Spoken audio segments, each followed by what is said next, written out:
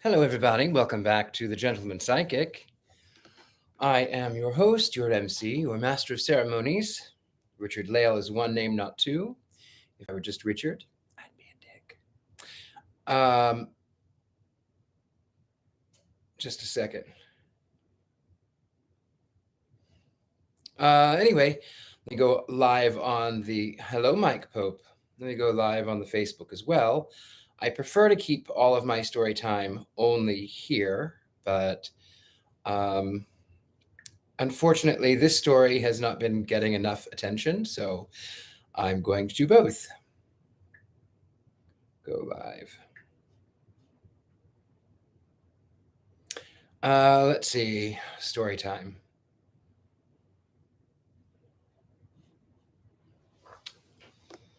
Let's see. Now, I hope, by the way, that I can keep my phone up here. I don't know that it's going to work.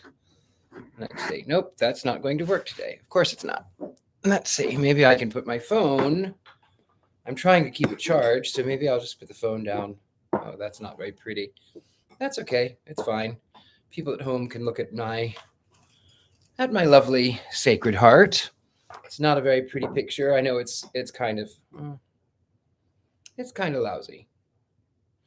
All right. Well, I don't know why the alarm didn't go off. But anyway, hello, Melissa. How are you? Hope you're doing well. A few announcements. So I will be in Youngstown, Ohio, coming up in a couple of weeks for the end of the month. What else is there? Well, I guess that's all I have for now. Without further ado, let us begin story time.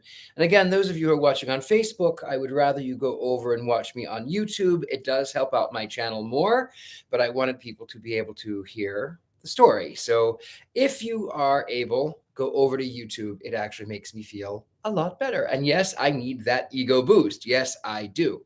Anyway, let's see, where are we? Ah, yes. Let's see.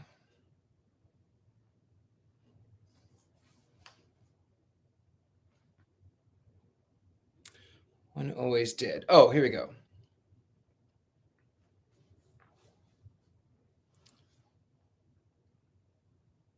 Good. Just checking, sir. Hello, Luther. Hello. Sister Ursula occupied the front seat of the sedan with the lieutenant. Sergeant Ragland climbed in the back with Sister Felicitas and felt embarrassed by the combination of back seats and nuns until he decided that he might as well take a little snooze too. All right, said Marshall at last. Now tell me why you were there. Sister Ursula hesitated the least trifle. You remember what I told you about Sister Patatina and her brailing beneath the abyss? Yes. Well, she did want that work to get into the hands of the blind readers, and Mr. Folk's refusal made a terrible legal obstacle. She thought that, if she appeared to him personally, he might perhaps relent. But she is quite unused to dealing with the public. She lives almost as though she were in a cloistered order. And since I'm the one that the Reverend Mother always uses for what you might call public relations work, was Sister Petitina's own idea? Well, I may have suggested to her that the personal approach often helps. And how did you find out where Hilary lives? I called the society gossip editor of the Times, Lieutenant. So, and all because I was working on a murder case that somehow involved the rosary of the first Mrs. Folks. Lieutenant, Sister Ursula frowned, but there was a smile half hidden in her voice. How can you accuse me of such a thing? You aren't angry with me, are you? Angry? Marshall grinned. Sister, when I came to see you yesterday, my chief fear was that the Tarbell affair was too dull to tempt you. Things have changed now. If there ever was a case that demanded your peculiar perspective, pers- anyway, your perception. That is it. And you don't have to worry about temptations anymore. You're right in the middle of this. You're right in the middle of this. And you're going to hear all I know about it. So he told her from Jonathan Tarbell through the attempts on Hillary's life to his this evening with the science fiction writers. She nodded as he finished. And you're suspicious of this Austin Carter? Who could help being? He has a first rate revenge motive. If Hillary queered a film sale for him, his photographic lab must contain some cyanide preparation, such as was used in the chocolate attempt. And he owns a Dr. Derringer disguise, which figured in the bomb episode. And does he, Sister Ursula asked gently, have feet like a gecko or a pseudopodal finger? Does anybody? Until we can crack the method of this attempt, the best thing to do is to ignore it and concentrate on the others. We saw once before, or rather, you saw how an absolutely impossible situation can have a perfectly simple solution.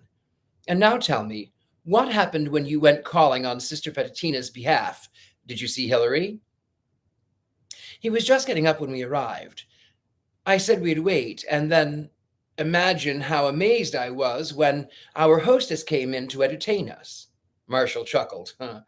Not nearly so amazed as she when she found me straddling her husband's body, with a bomb ticking beside me. But what did she want with you that day, that first day at the convent anyway? I think she wanted what every person wants at some time: peace and quiet, solace and solitude. Oh, I know she's foolish, flamboyant, melodramatic woman, and quite possibly none too bright. But that's all the more reason why I think she was sincere. Her whole behavior is pointless, aimless. She has no foundation, nothing fixed to cling to. And she came there seeking something solid. She has a marriage that's solid enough for Leona and me. And isn't Leona and she isn't Leona, and you aren't Hillary. In fact, Mrs. Folks seemed to have some romantic notion of breaking up that marriage and becoming a nun, abandoning a carnal wedding bed for the spiritual, she called it, which I assured her was hardly a correct interpretation of the church's attitude toward marriage. So, and you think there's any danger of her doing that? Only under the most unusual circumstances, say a very long desertion or hopeless insanity of a husband, would there be even the remotest chance of a convent's accepting a married woman. Nothing but virgins? Spinsters, at least, and widows, of course. Marshall jerked his head up. Widows? There's a sweet thought. Do you suppose? Hell, this is nuts. But when religion goes fanatic, no motivation is impossible. Do you suppose she could be so wrapped up in her Bride of Christ idea that she might make herself a widow? Sister Ursula smiled.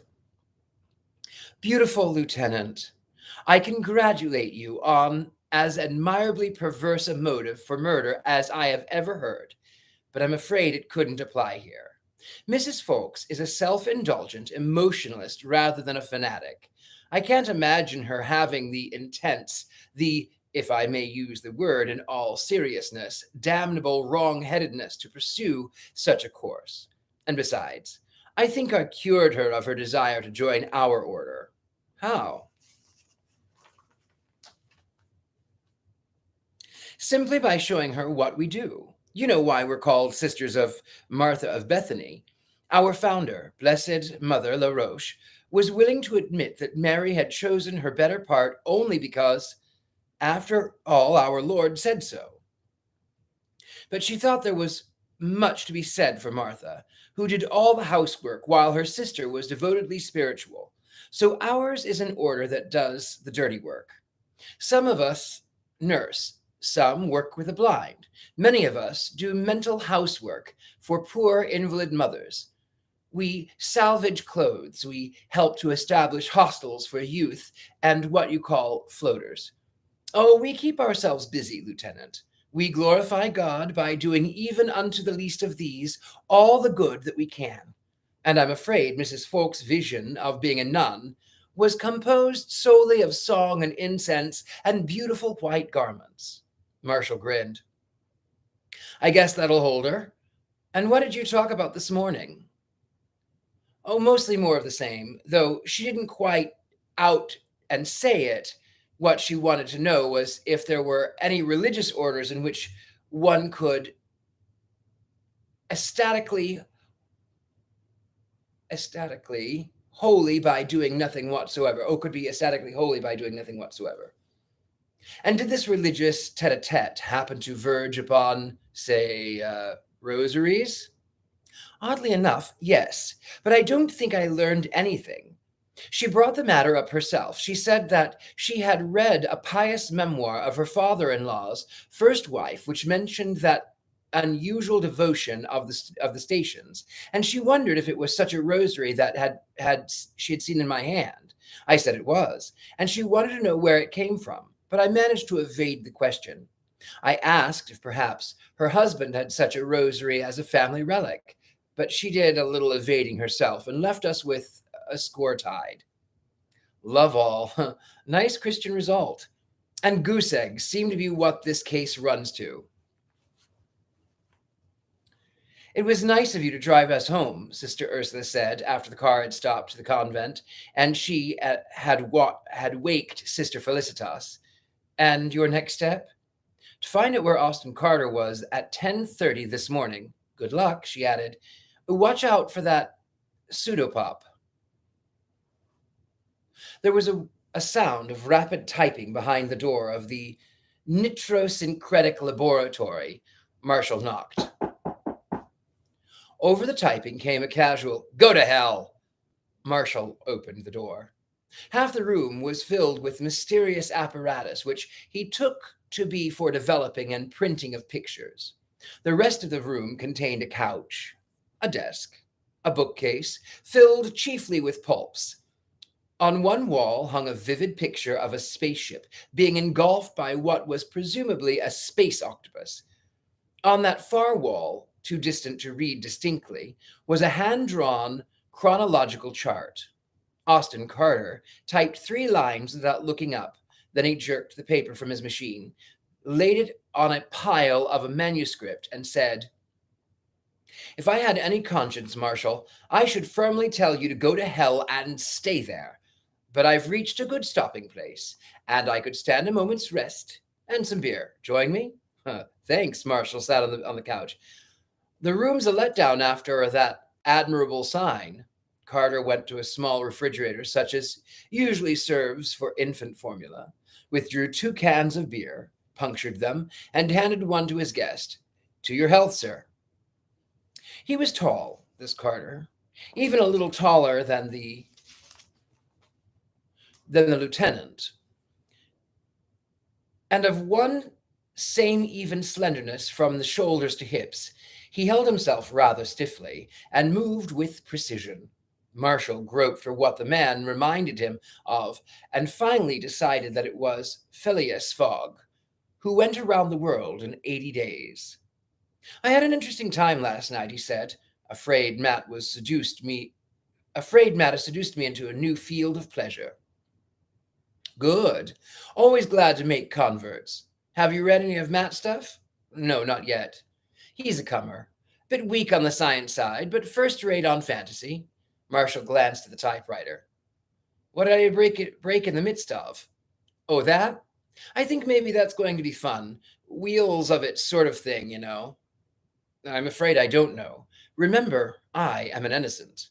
"Well, it's a little more about modern time theory. J.W. Dune or maybe Priestley's popularizations of his work, but we needn't go into the details of that.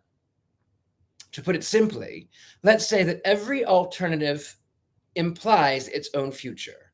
In other words, Whenever anything either could happen or not happen, if both does and does not happen, and two different world lines go on from there. Marshall thought for a moment. You mean that, say, at this point in history, there will be one world if totalitarianism goes on unchecked, or another if it is defeated? No, not exactly.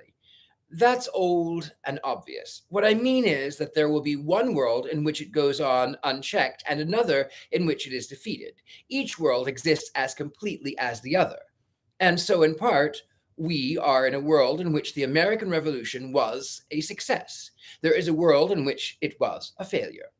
Now, for instance, in this story, I'm writing about a world in which Upton Sinclair won the epic campaign here in California. But Landon beat Roosevelt in 36. At the result, California drifts more to the left and the nation to the extreme right until there is civil war, ending in the establishment on the west coast of the first English-speaking socialist republic from there on. But I'm not too sure yet myself all of the details. You better wait and read it. Marshall whistled. Whew! You boys think the goddamnedest things. Oh, the concept's not original with me, just this application. I think Stanley Weinbaum was the first to play with it seriously in his World of One. Oh, I'm sorry, World of If. In the old Amazing. Then there's DeCamp's brilliant Wheels If, and a Broadway turkey called If Booth Had Missed, and an excellent short story of Stephen Vincent Benet's about if Napoleon had been born 20 years earlier. And of course, there's If or History Rewritten by Belloc, and Chesterton and Guadala, and a dozen others noble book. Or, on a less cosmic plane, just the ifs of human life. There's the Dunsany play, If, or Priestley's beautiful intellectual thriller, Dangerous Corner. He reeled off this comprehensive bibliography as casually as he drank his beer. I'll try some of those, said Marshall. The best thing in that book of collected If essays is the one called If Lee Had Lost at Gettysburg.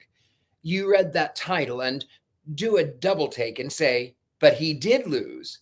And then you read on. You realize that the essay is written as by a professor living in the world in which Gettysburg was a great Southern victory, speculating on the possibilities of an if world in which it was the defeat that is, of course, our world, and thereby revealing the nature of his own. Dazzling job. And you know who wrote it? Winston Churchill, no less. There's a certain satisfaction in claiming him as a brother fantasy writer. I'll watch out for this story of yours, Marshall said. And meant it. What's its name? Epic. Don Stewart likes one-word titles, and that has a good double meaning in this case. Only it won't be under my name. It'll be by Robert Hadley. Why? Because all the Austin Carter stories have to fit that chart over there. They're all interdependent running characters and a consistent scheme of the future. That is, the events of story A are part of the background of story N happening 1,000 years later. Sort of a millennial galactic comedy humaine, and hard as hell to keep track of without that chart, and even with it. So whatever's outside the series is by Robert Hadley. That is, in 1 cent market or better. I don't like to hurt the commercial value of those names, so whenever I sell a reject for under a cent, it's by Clyde Summers. Marshall found himself fascinated, almost against his will. Austin Carter was probably a trifle too fond of hearing himself talk, but he talked well. Another man's shop talk, if the man is intelligent, is the most interesting listening to be found. And this particular brand of shop talk was exceptionally so.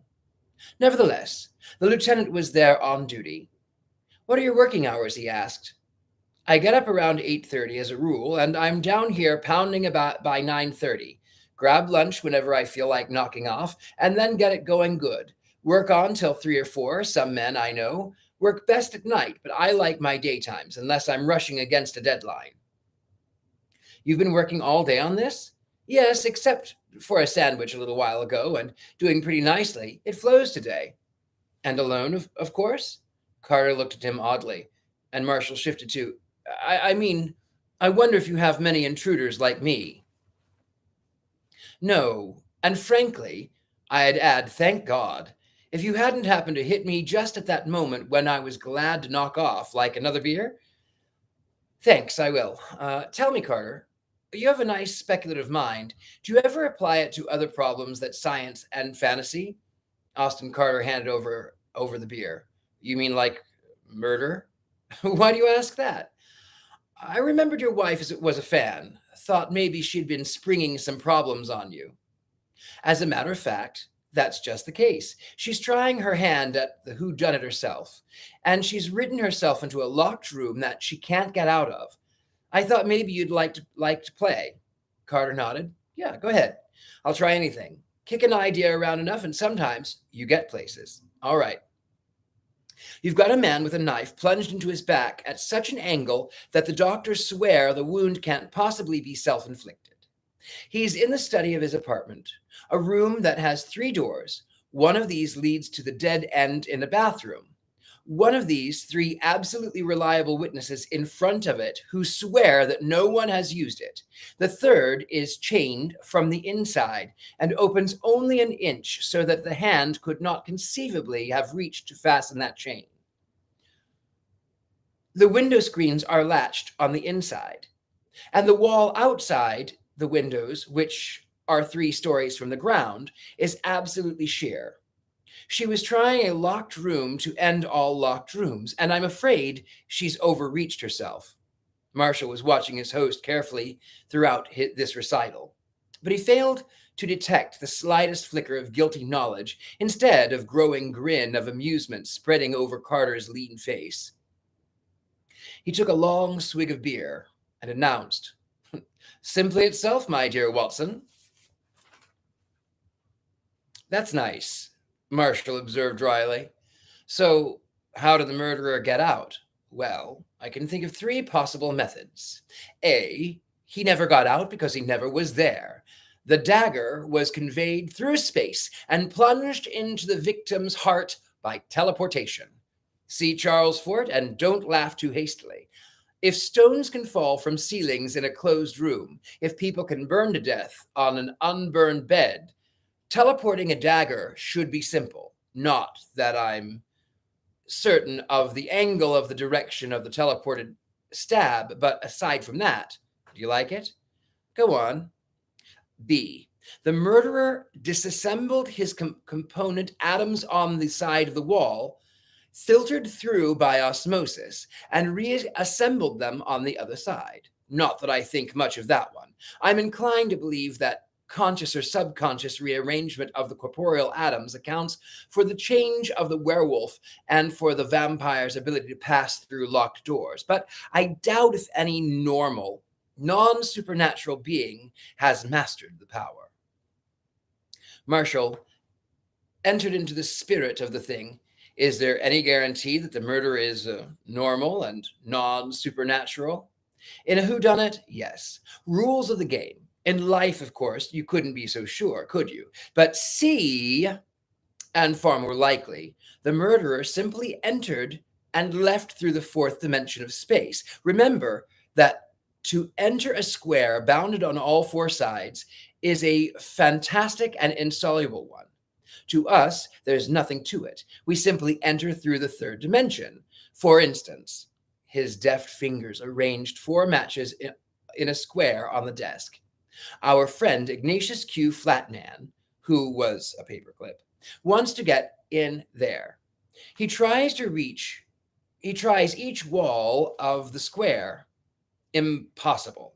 But we can simply lift up Ignatius and put him plumb square in the middle of this impossible situation, just so your murderer could leave the locked room by means of another dimension, perpendicular to all 3 of those we know.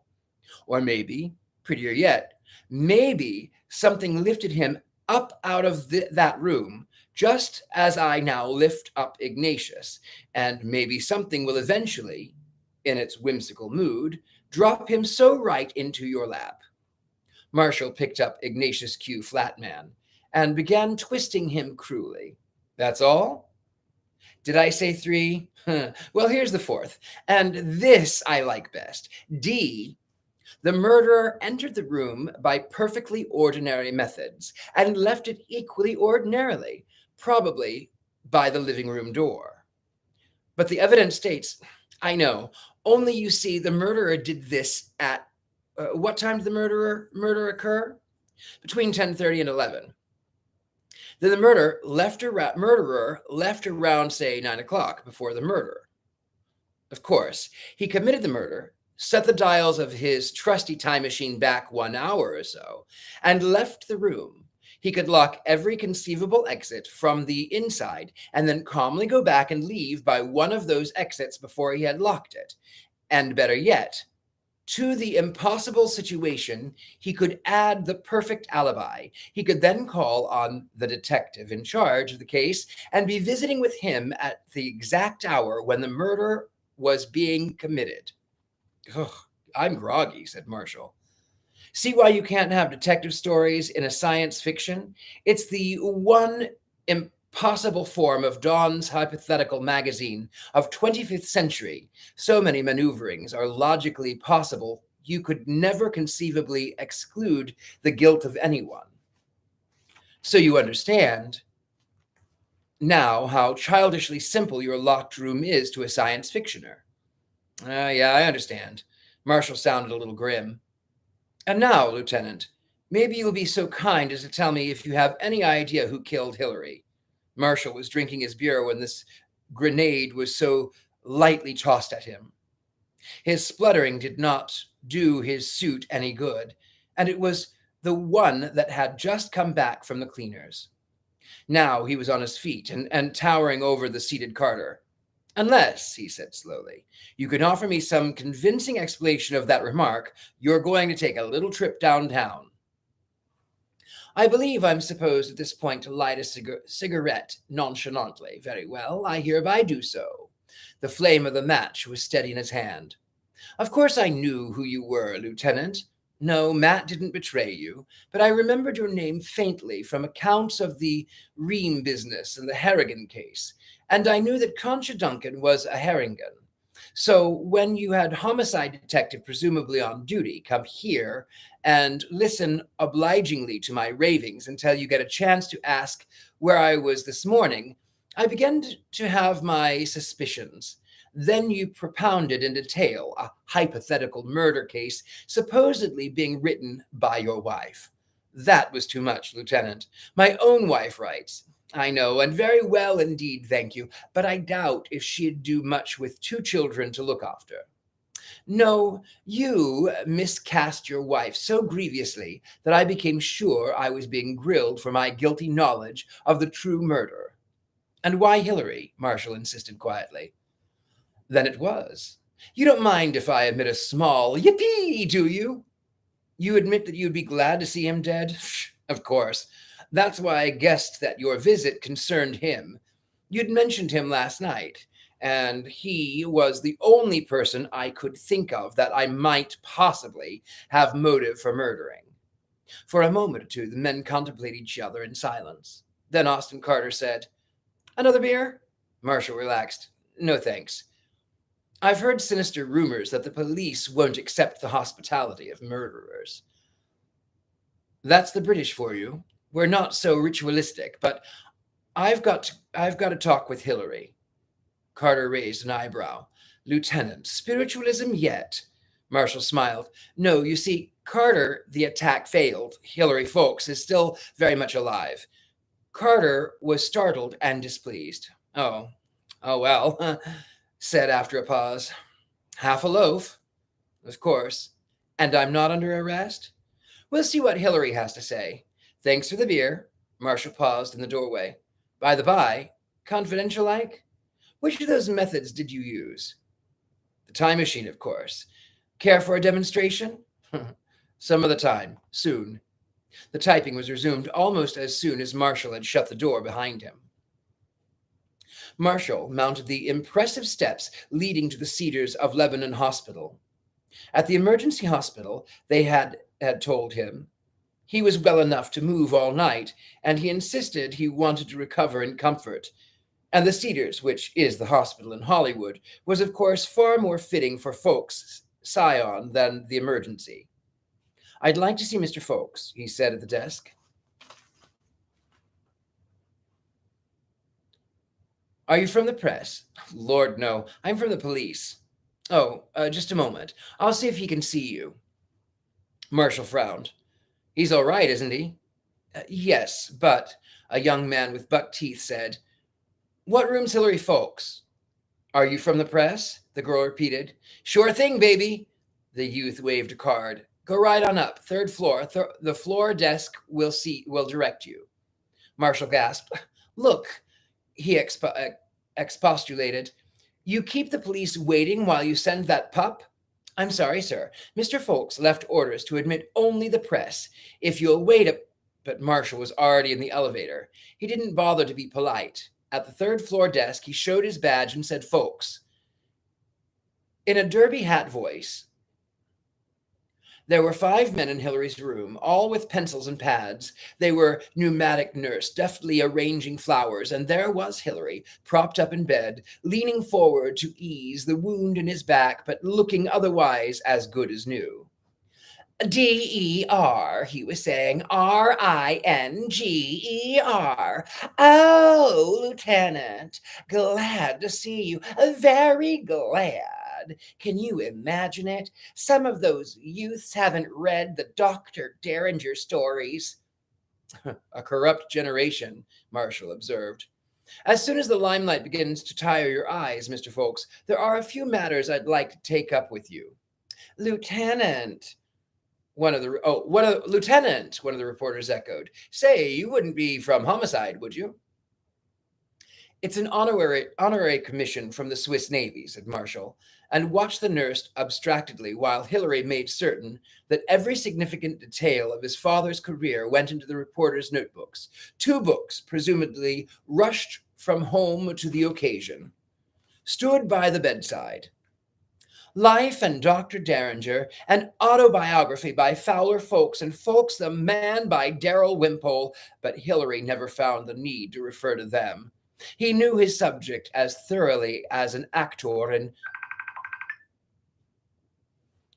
but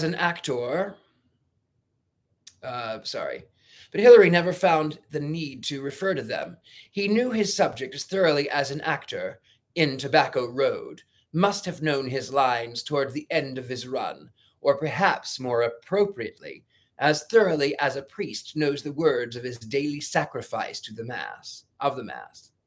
The ritual words had their ritual gesture. Instead of the gnawing of a turnip or the sign of the cross, there was the pulling of a lobe. And this echoing tug of the ear, Hillary seemed to recapture a little of the domineering dignity of the characteristic of his father's publicity photographs. By the time, Marshall said, when the last of the pressmen had left, that all goes out over the AP and the UP, it ought to sell for a few thousand more Folks items. You mean? Hillary laughed. Why, Lieutenant, I do believe you think me guilty of playing this up simply to stimulate the influx of royalties. Heavens, I am shocked at such an idea. Shocked. It's simply that I owe so much to my father. Everything, you might say. Yeah, you might say. So naturally, I feel it is incumbent upon me to keep his memory green. I could hardly pass up one pleasant aspect of the most astonishing occurrence. You're cool, Mr. Folks, aren't you? Well, I'm alive, said Hillary simply. Alive, and that is such a sheer and beautiful relief that I don't care to contemplate how close to death I was. Marshall turned to the nurse. Could you go have a beer or something? I'm afraid this conference is confidential official business. The nurse looked from the badge to Lieutenant's face. I like Dick Tracy's job better, she said, but she left.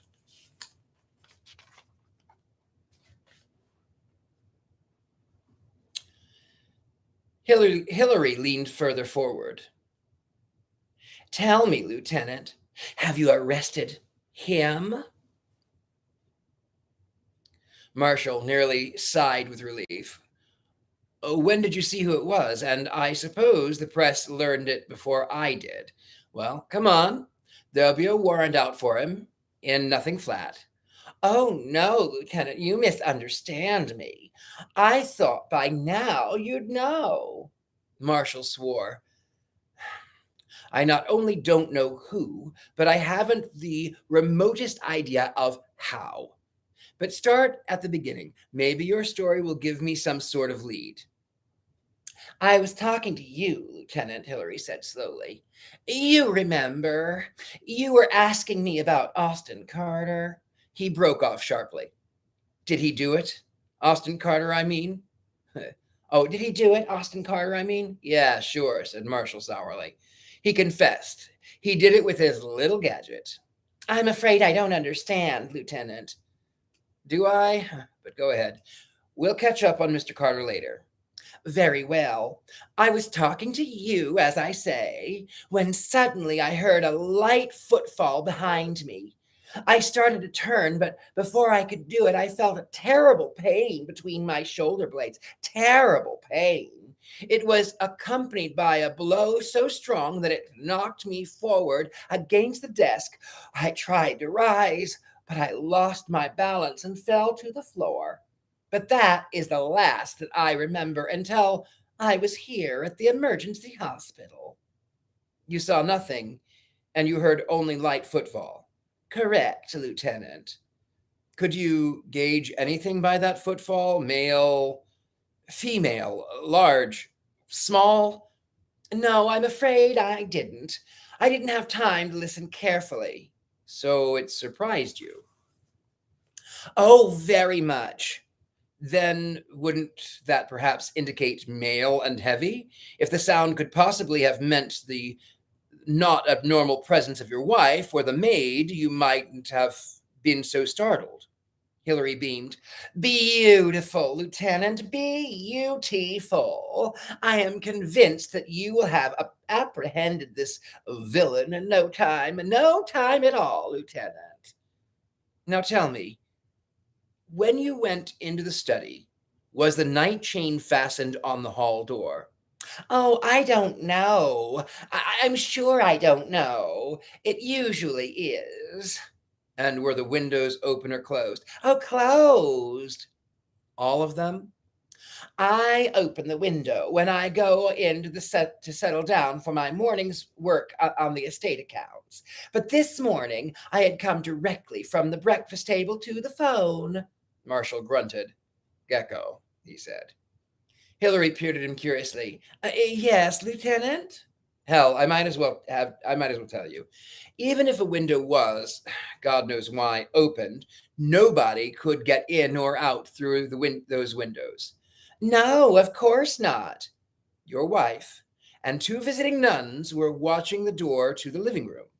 No one came out between the phone call and when I found you, and the night chain was on the hall door. My, said Hilary in an odd voice. My. In short, if it weren't for the medical evidence on your wound, I'd suspect you of staging the whole thing for the sake of that press conference you just had. All purely to keep your father's memory green, of course. Lieutenant, then this. Why, it's a locked room. Heavens, I am fortunate. Yeah, fortunate.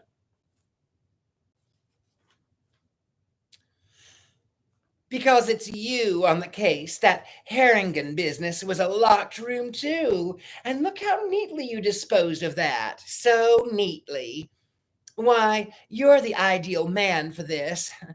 That's the ideal case for you. Yeah, that's nice. And there must be some way of telling who was in there and attacked me. Oh, fingerprints? He suggested with a layman's blind confidence. Only yours and the maid's. Even yours alone on the dagger, with superimposed smudges, some of which were doubtless made in extracting it from you. Which, while we're at it, he reached into his breast pocket and produced a murderously beautiful piece of Persian metalwork. You know what this is? Why, of course, that's my paper cutter. It was my father's. The Zamander of Kota Gudi presented it to him after reading The Purple Light. So many people think that that was my father's best book, although he himself always preferred The Missions in Twilight. What do you think, Lieutenant? I'll take up aesthetics with you later, Mr. Folks. God knows there's nothing I like better than talking about Dr. Derringer.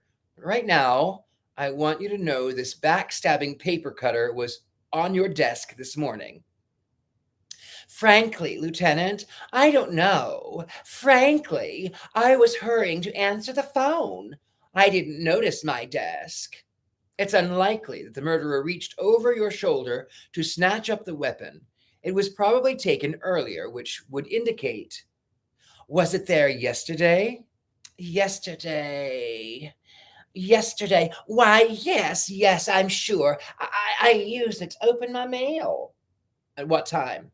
About 3? Then at some time between 3 yesterday and 10:30 this morning, this knife was stolen, or even if the murderer somehow snaffled it right from under your nose, it still implies familiarity with your study. Marshall ran his thumb along the blade. See how short that is? That's what you probably owe your life to. The same wound from a longer blade could have been fatal. But Lieutenant, Hillary's round face was puzzled. Yes? There isn't anyone familiar with my study. Oh, well, of course, Ron and Jenny and Alice, but all these others that we've spoken of, the people whom I may have offended as executor, that's all been by mail. So, and your brother-in-law? Vance? Oh, but he's, I don't know where anyway. Marshall rose. Just the same, I'd like to have a complete list of all your potential business enemies. I think Jenny could give you that more easily than I could. Miss Green that is.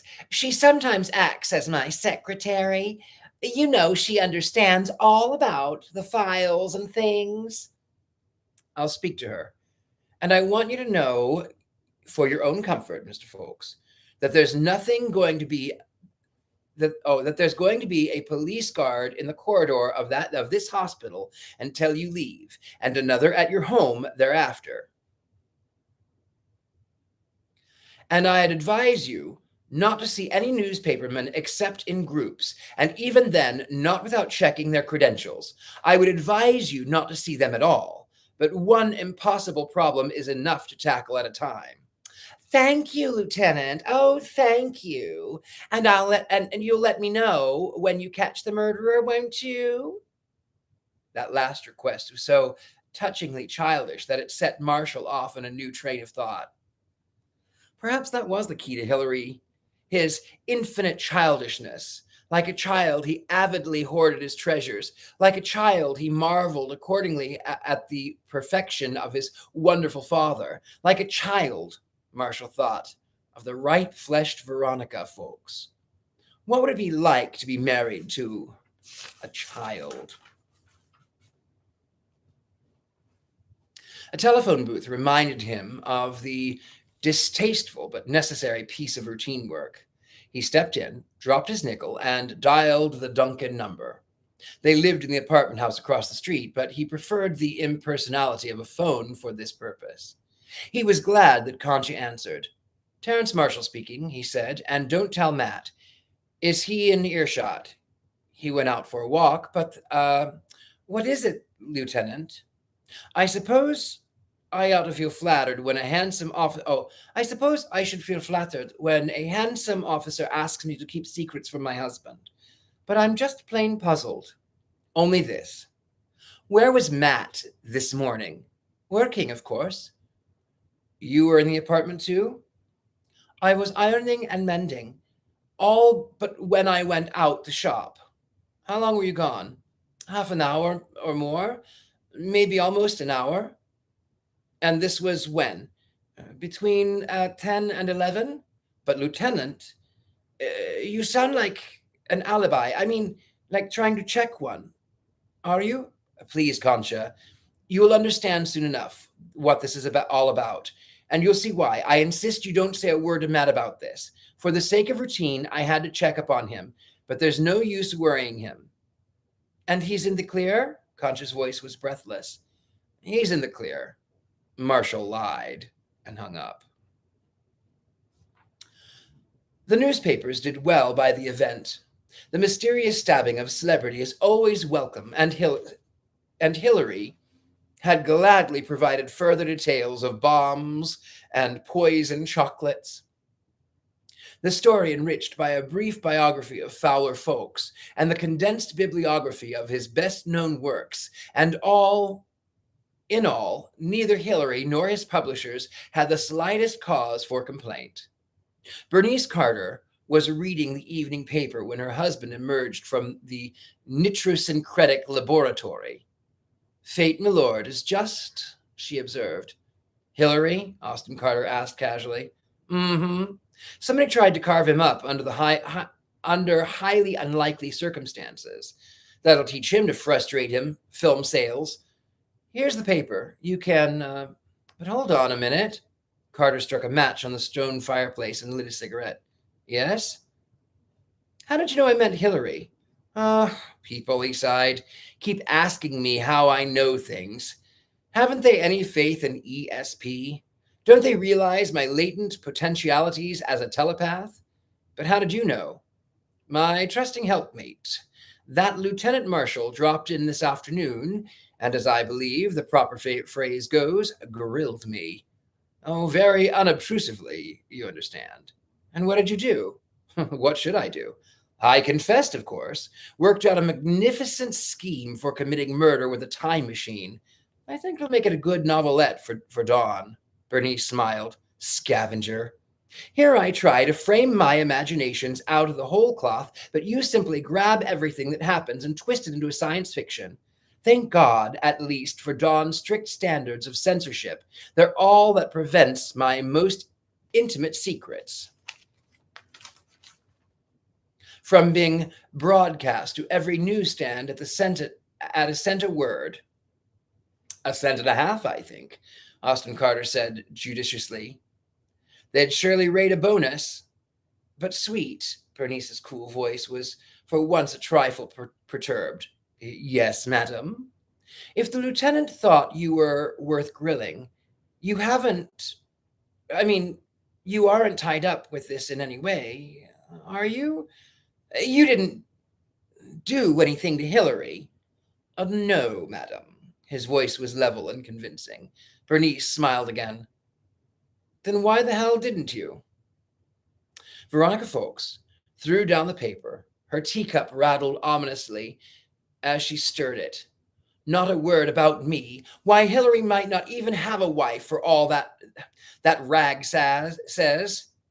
Come on, Veronica, Jenny Green protested.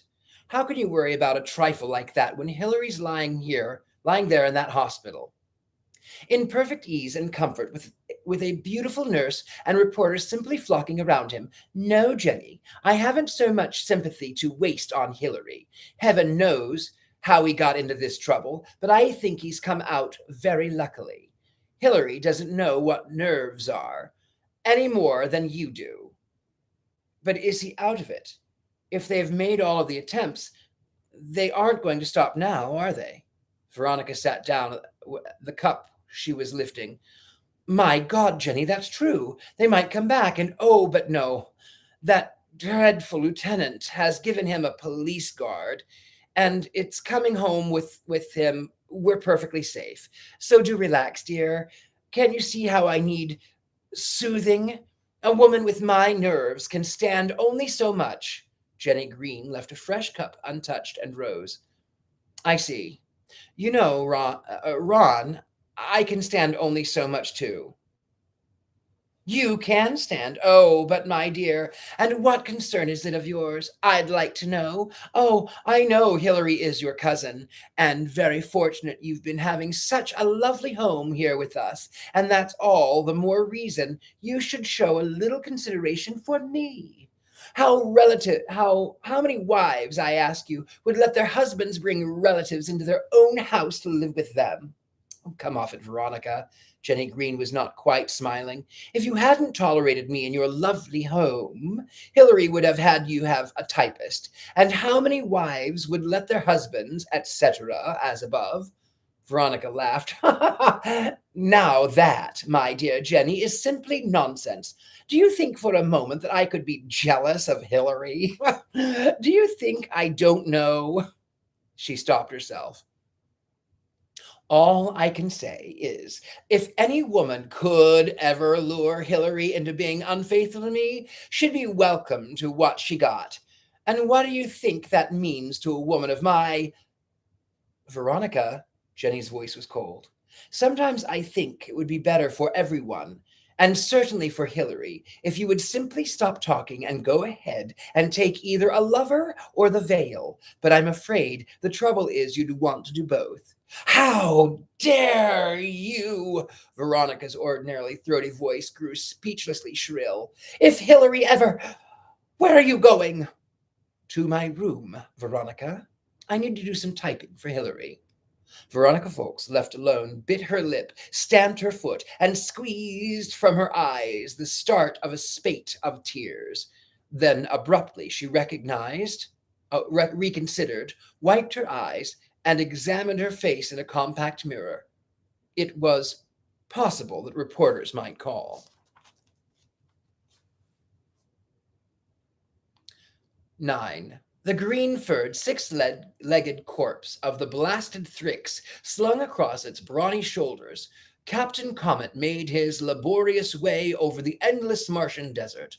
For 2 days he had seen no sign of life, save for the Thrix, whose murderous attack he had foiled at the last minute by the decompo rays of his blaster. Now even the blaster was no longer of use. It needed recharging, and that must wait until he found the spaceship again. His emergency synthetic rations were dwindling too.